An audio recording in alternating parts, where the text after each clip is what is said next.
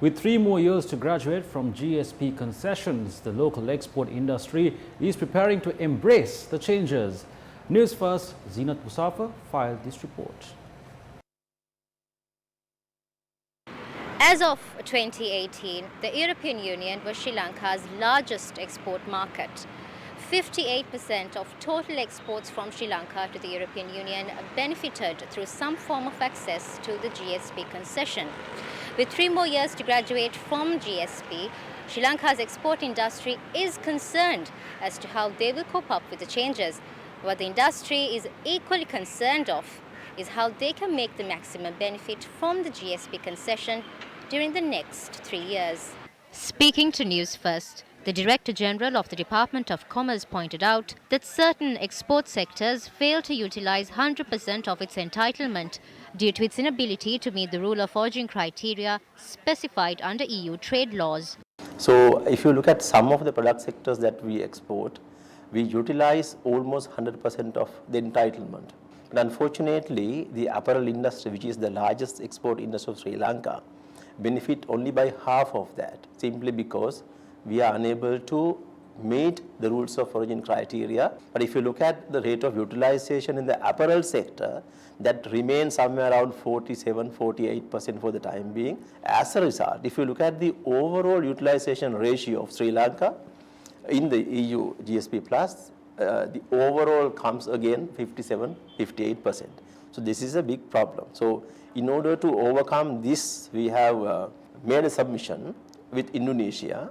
So we have made this submission to the European Commission in 2018 and waiting for a response from them. The fish industry is a sector actually which suffered quite a lot on 2 reasons. One is there was a ban.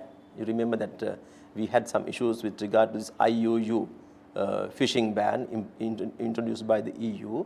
We had to work with them, and then we managed to get that lifted.